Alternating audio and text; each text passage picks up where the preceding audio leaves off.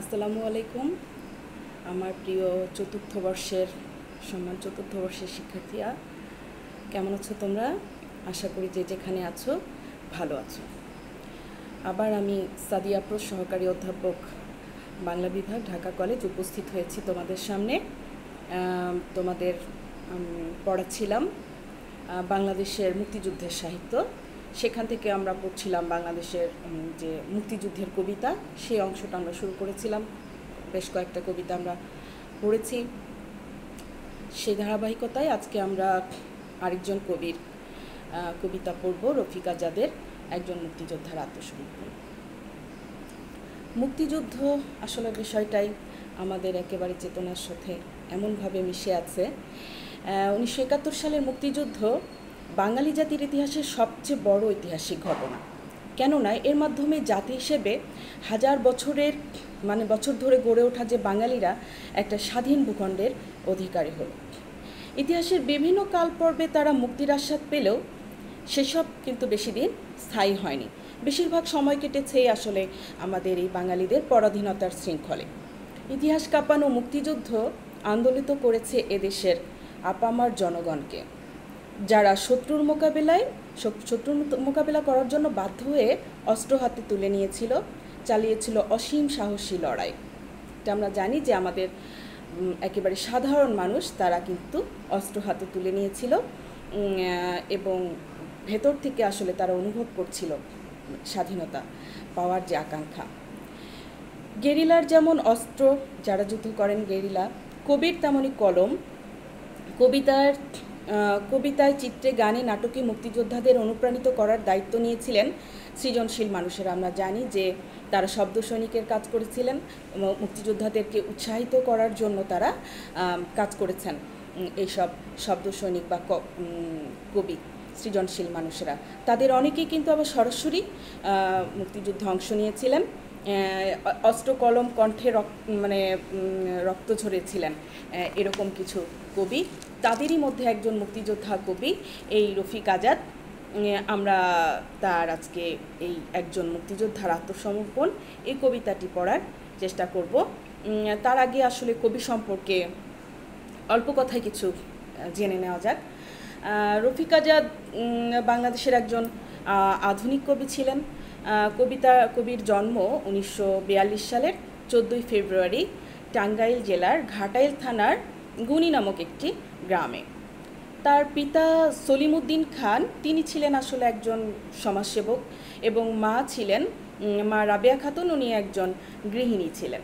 আর তার স্ত্রী, তাকেও আমরা সবাই চিনি, তিনি আমাদের অত্যন্ত প্রিয় বাংলা বিভাগেরই শিক্ষক ছিলেন, অধ্যাপক দিলারা হাফিজ, যিনি তিতুমির কলেজের অধ্যক্ষ ছিলেন। তো কবি রফিক আজাদ সরাসরি মুক্তিযুদ্ধে অংশ নিয়েছিলেন। এই জন্য আমরা আরও মুক্তিযুদ্ধের কবিতা পড়েছি।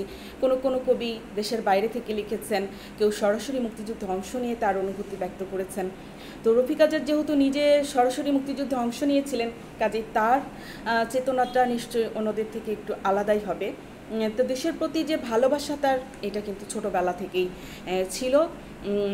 এবং 1952 সালের যেই ভাষা আন্দোলন হয়েছিল 21শে ফেব্রুয়ারি, তারপর দিন 22শে ফেব্রুয়ারি মাত্র তৃতীয় শ্রেণীতে পড়াকালীন তিনি বাবা মায়ের নিষেধ উপেক্ষা করে যে ভাষা শহীদদের স্মরণে খালি পায়ে যে মিছিল হয়েছিল সেই মিছিলে অংশগ্রহণ করেছিলেন। আর ভাষার প্রতি এই ভালোবাসাই পরবর্তী জীবনে তাকে বড় কবি হয়ে উঠতে সাহায্য করেছিল। শৈশবে কবি রফিক আজাদ দাদা সম্পর্কের একজনের কাছে লাঠি খেলা শিখেছিলেন, বেশ যে লাঠাল বাহিনী বলে সেরকম, বেশ এই বিষয়ে উনি পারদর্শী ছিলেন। কবির পার্শ্ববর্তী গ্রামের লোকজন বেশিরভাগই সংখ্যালঘু ছিল, এদের সঙ্গে তার বেশ সখ্য ছিল। সাধুটি মিডল ইংলিশ স্কুল থেকে 8ম শ্রেণী পাশ করে ভর্তি হলেন উনি কালীহাতি রামগতি শ্রীগোবিন্দ হাই স্কুলের 9ম শ্রেণীতে। বাড়ি থেকে সেই স্কুলের দূরত্ব ছিল প্রায় 3-4 কিলোমিটার। সেজন্য বাড়ি থেকে প্রতিদিন স্কুলে যাওয়া সম্ভব না থাকায় সেই গ্রামের স্কুল, সেখানে একজন গেরস্তের বাড়িতে উনি লজিং মাস্টার ছিলেন, হ্যাঁ, মানে পেইং গেস্ট হিসেবে থাকতেন। এই স্কুলে পড়ার সময় তিনি এই বাংলা সাহিত্যের বিভিন্ন প্রথিতযশা সাহিত্যিক মানিক বন্দ্যোপাধ্যায় বা রবীন্দ্রনাথের সাহিত্যের সঙ্গে উনি পরিচিত হয়। মানিক বন্দ্যোপাধ্যায়ের পদ্মা নদীর মাঝি, পুতুল নাচি, রীতিকথা ইত্যাদি উপন্যাসের সঙ্গে উনি এই সময় পরিচিত হন। আর রবীন্দ্রনাথ ঠাকুরের নির্ঝরের স্বপ্নভঙ্গ এই কবিতাটা কিন্তু তাকে অনেক বেশি প্রভাবিত করেছিল। তো নবম শ্রেণীতে বন্ধুদের সঙ্গে আড্ডাবাজি আর অন্যদিকে মনটা তার একটু বিক্ষিপ্ত হয়ে গেছিলো, এই কারণে ফলাফল খারাপ করায় পরবর্তীতে তাকে ব্রাহ্মণ শাসন হাই স্কুল থেকে এসএসসি পরীক্ষা অংশ নিতে হয় 1959 সালে। সেখান থেকে তিনি সে সময় ম্যাট্রিক ছিল, ম্যাট্রিক পাস করেন। আর নেত্রকোনা কলেজ থেকে 1962 সালে এইচএসসি সমমানের যে পরীক্ষা বা ইন্টারমিডিয়েট পরীক্ষায় পাস করেন। এরপর ঢাকা বিশ্ববিদ্যালয় থেকে 1966 সালে বাংলায় বিএ অনার্স এবং 1967 সালে একই বিষয়ে মানে বাংলা বিষয়ে উনি এমএ ডিগ্রি অর্জন করেন। কর্মজীবনটা তার কিন্তু বেশ কি বলবো বিচিত্র ছিল, বিভিন্ন রকম পেশায় উনি সাংবাদিক ছিলেন এবং কলেজে অধ্যাপনাও করেছেন, সরকারি চাকরি করেছেন। হ্যাঁ, 1968 সালে কাকমারি এম আলী কলেজে অধ্যাপনার মাধ্যমে তার কর্মজীবনে শুরু হয়। কর্মজীবনের শুরুতে উনি তারপর 1972 সালে নির্বাহী সম্পাদক উত্তরাধিকার, যেটা এখনও আছে, বাংলা একাডেমি একটা পত্রিকা, এই পত্রিকা উনি সম্পাদনা করেন। 1984 সালে ভারপ্রাপ্ত সম্পাদক রোববার নামে একটা পত্রিকা, সেখানে সম্পাদনা করেন এই সময় থেকে। আর 1990 সালে উপমহাব্যবস্থাপক Bangladesh jute mills corporation Dhaka, এখানে উনি দায়িত্ব পালন করেন। 1997 সালে পরিচালক উপজাতীয় কালচারাল একাডেমি নেত্রকোনা, আবার নেত্রকোনায় যান, নেত্রকোনায় একটা দায়িত্ব পালন করেন। আর খণ্ডকালীন অধ্যাপক হিসেবে সর্বশেষ উনি জাহাঙ্গীরনগর বিশ্ববিদ্যালয়ে নাটক ও নাট্যতত্ত্ব বিভাগে দায়িত্ব পালন করেন।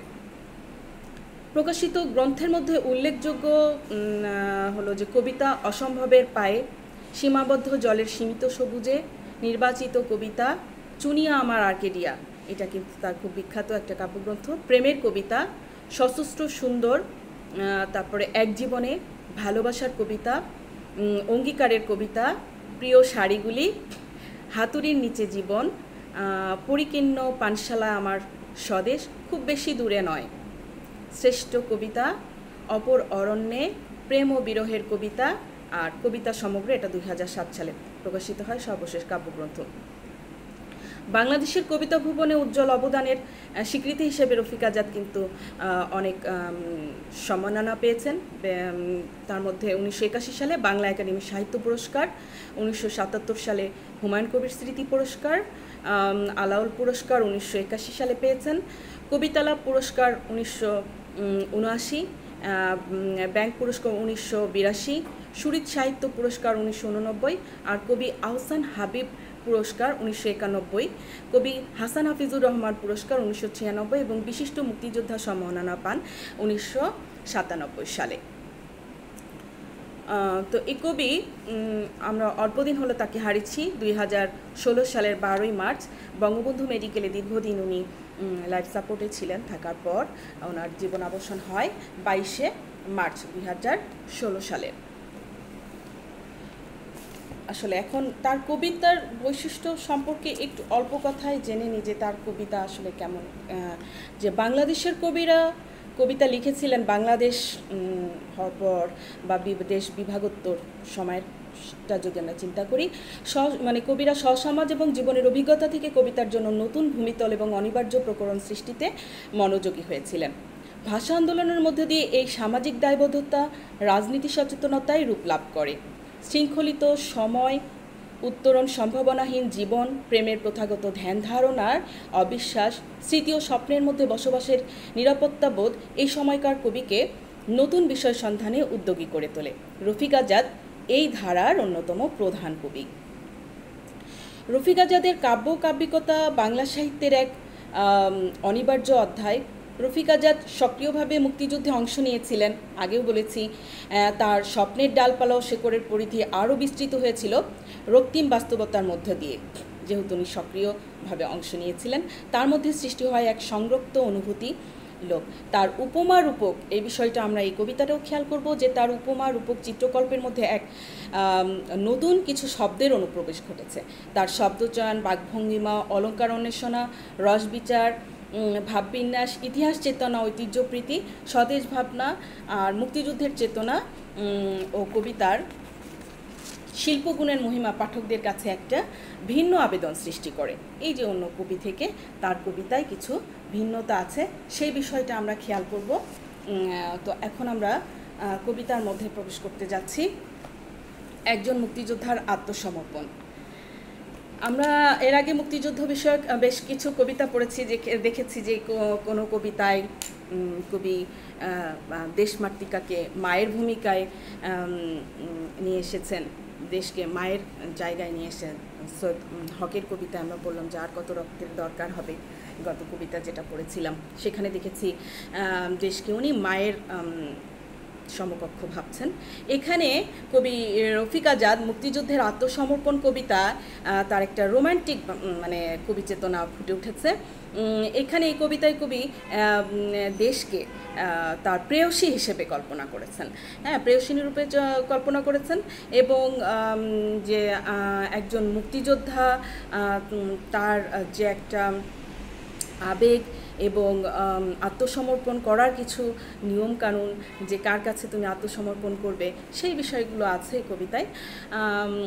তো আমরা কবিতা পড়ি এবং এটা কিছুটা ব্যাখ্যা করার চেষ্টা করি। একজন মুক্তিযোদ্ধার আত্মসমর্পণ। বলেছিলাম স্বেচ্ছায় আত্মসমর্পণ করব তোমার কাছে একদিন, কেবল কিছুটা সময় চেয়ে নিয়েছিলাম তোমার কাছে, নতজানু হয়ে ভিক্ষুকের দীনতায়। সময় দিয়েছিলে, তোমারও স্বার্থ ছিল, তোমার স্বার্থ তোমাকে উদ্ধার করা, আমার স্বার্থ তোমাকে উদ্ধার করা, তোমার দারুণ বন্দিদশা আমার সহ্য হয়নি। এই যে প্রিয়া হিসেবে চিন্তা করছেন, তার প্রিয়া বন্দি, বলছেন যে তোমার বন্দিদশা আমার সহ্য হয়নি, তোমার কাছে একদিন শপথ করেছিলাম যে আমি তোমার কাছে আত্মসমর্পণ করব, কিন্তু তার জন্য আমি কিছুটা সময় চেয়ে নিয়েছিলাম। যে আমার মানে তোমার স্বার্থ ছিল যে আমার স্বার্থ, তোমারও স্বার্থ ছিল, নিশ্চয়ই তোমার স্বার্থ ছিল আমাকে পাওয়া বা আমার কাছ থেকে উদ্ধার পাওয়া, সেটাই যে স্বার্থ হলো যে আমার স্বার্থ হলো তোমাকে উদ্ধার করা, যে বিপদগ্রস্ত তুমি সেখান থেকে উদ্ধার করা, এই বন্দিদশা থেকে উদ্ধার করা। তো তোমার দারুণ বন্দিদশা আমার সহ্য হয়নি। এই যে বন্দিদশা থেকে দেশমাতৃকাকে মুক্ত করার যেই আশাবাদ, সেই বিষয়টাই উনি ব্যক্ত করেছেন। আমার লোক ছিল মুক্ত বাংলায় আবার তোমার নূপুর নিক্কণ শুনব, তোমার সঙ্গে জড়াবো নিজের ভাগ্যকে, আমার পেছনে ঘুরবে লেজ নেড়ে অর্থ খ্যাতি প্রতিপত্তি।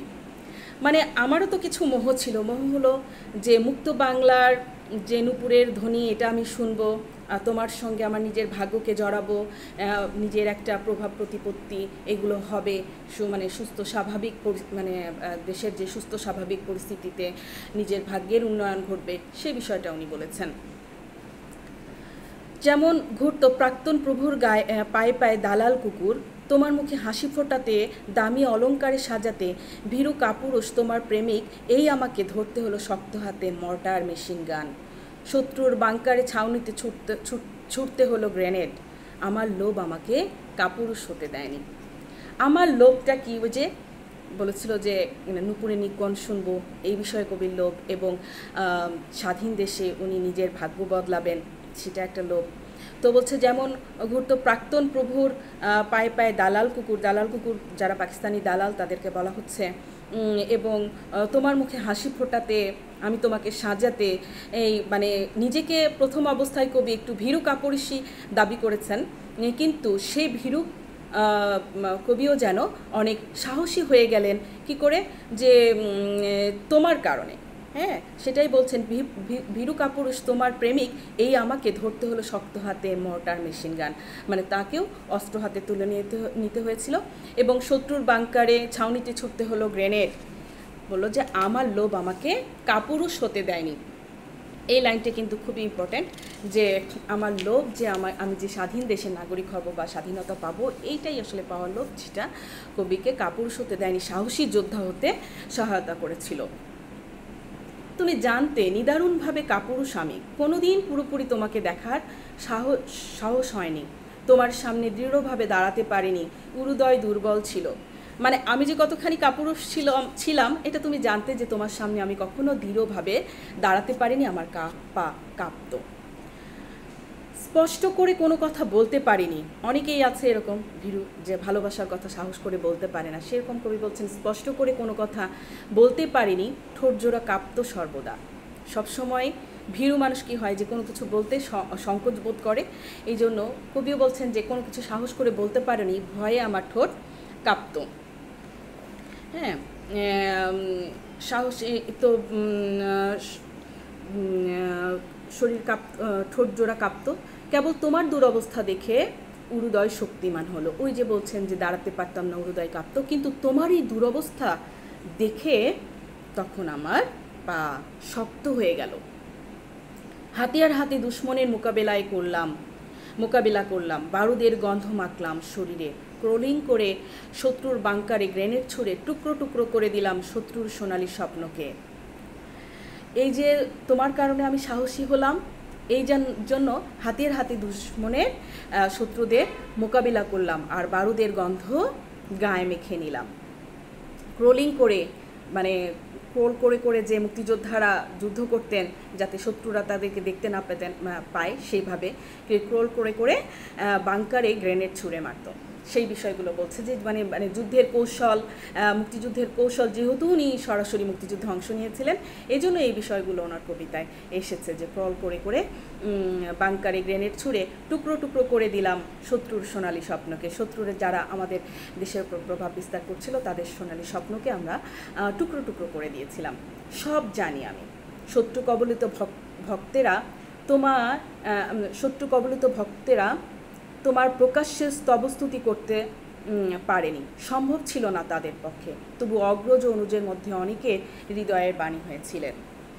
শত্রুরা তো আর এই দেশের স্তবগান করতে পারেনি, সেই জন্য বলছে স্তবস্তুতি করতে পারেনি, সম্ভবও ছিল না তাদের পক্ষে, তো এটা করা সম্ভব ছিল না। যারা দেশের শত্রু ছিল, দেশের মধ্য থেকেই দেশের বিরুদ্ধে গিয়েছে, তাদের কথা বলা হচ্ছে। তো তারপরে আবার কবি ফিরে আসছেন যে বাংলাদেশের 9 মাসের যে রক্তক্ষয়ী যুদ্ধ হয়েছিল, সেই যুদ্ধের ভয়াবহতায় তার প্রিয়ারূপী যে দেশ, সেই দেশ মাতৃকার কেমন পরিবর্তন ঘটেছিল, তার রূপের কি দুর্দশা হয়েছিল, সেই বিষয়টা বলছে যে 9 মাসে অনেক কৃশ হয়ে গেছে, নিরক্ত হয়েছ, অনেক তুমি কৃশ হয়ে গেছো, মানে অনেক শুকিয়ে গেছো, রোগা হয়ে গেছো, নিরক্ত হয়েছ, চাপল্য কমেছে, উজ্জ্বলতা, অনেক চঞ্চলতা যেটা ছিল সেটাও তোমার কমেছে, উজ্জ্বলতা কমে গেছে, তোমার চোখের দীপ্তি নিষ্প্রভ হয়ে গেছে, অনেক অনেক বদলে গেছো তুমি। এই 9 মাসে যে আন্দোলন হয়েছে তাতে কিন্তু দেশের উপরে প্রচুর অত্যাচার হয়েছে, জ্বালাও পোড়াও, মানুষ বাড়ি ঘর পুড়িয়ে দিচ্ছে, মানুষের উপর নির্মম অত্যাচার করছে, মানুষকে হত্যা করছে। তো এই রূপটাকেই আসলে কবি যে দেশের প্রেয়সী রূপী যে দেশ, তারপরে যে অত্যাচার নির্যাতনের ফলে তার চেহারা বিকৃত হয়ে গেছে, জৌলুস কমে গেছে, সেই বিষয়টাই উনি ব্যক্ত করতে চেয়েছেন। তবুও তোমার কাছে আত্মসমর্পণে সুখ আছে। দেশের তার প্রেয়সীর যে এইরকম রূপ, তারপরেও উনি আত্মসমর্পণ যার তার কাছে করবেন না, তবুও তার কাছে আত্মসমর্পণ করবেন। তবুও তোমার কাছে আত্মসমর্পণে সুখ আছে, কিন্তু সাবধান, কোথাও কখনো যদি তোমার সঙ্গে বঙ্গবীর সিদ্দিকীর দেখা হয়ে যায়, প্লিজ পায়ে পড়ি এই কথাটি ভুলেও বলবে না, কেননা 9 মাসে আমরা তার কাছে হ্যান্ডস আপ করা কখনো শিখিনি। এখানে একটা বিষয় বলে রাখা দরকার যে কবি রফিক আজাদ যুদ্ধ করেছিলেন, আমরা জানি বঙ্গবীর কাদের সিদ্দিকী উনি একজন যোদ্ধা কমান্ডার ছিলেন, তো তার অধীনে থেকেই উনি যুদ্ধ করেছিলেন এবং বঙ্গবীরের যেই নির্দেশনা ছিল যে কখনো শত্রুর কাছে আত্মসমর্পণ করবে না, জীবন দিয়ে হলেও দেশকে রক্ষা করার চেষ্টা করবে। তো ওনারা এটাই মেনেছিলেন, এই জন্যই বলছেন যে আমি যে তোমার কাছে আত্মসমর্পণ করছি, এই বিষয়টা যেন বঙ্গবীর কাদের সিদ্দিকী না জানেন, কারণ ওনার সঙ্গে আমরা যখন যুদ্ধে ছিলাম তখন সবসময় আমাদের প্রতিজ্ঞা ছিল যে আমরা কখনো হ্যান্ডস আপ করবো না বা আত্মসমর্পণ করব না, এই বিষয়টাই বলছেন উনি। যে বঙ্গবীরের শিক্ষা ছিল যে কোনো অবস্থাতেই শত্রুর কাছে আত্মসমর্পণ নয়, যদি করতে হয় তাহলে দেশের কাছে আত্মসমর্পণ করবে। এই জন্য কবিতার প্রিয়াকে শেষ কথা আত্মসমর্পণ করছেন, যেহেতু কবিতার প্রিয়াকে একটা কথা দিয়েছিলেন, শুরুতেই বলছেন যে কথা দিয়েছিল যে তার কাছে আত্মসমর্পণ করবেন, সেজন্যই আত্মসমর্পণ করছেন। এবং শেষ পর্যন্ত যে প্রতিজ্ঞা ছিল তার কমান্ডার, যে সেক্টর কমান্ড, তার কাছে, সেই বিষয়টা আবার মনে করিয়ে দিয়েছেন যে আমি যে তোমার কাছে আত্মসমর্পণ করছি, এই বিষয়টা যেন বঙ্গবীর কাদের সিদ্দিকী না জানেন। কারণ ওনার শিক্ষা ছিল কখনো কোনো পরিস্থিতিতে যেন আমরা মানে বিপক্ষ শক্তির কাছে আত্মসমর্পণ না করি। তো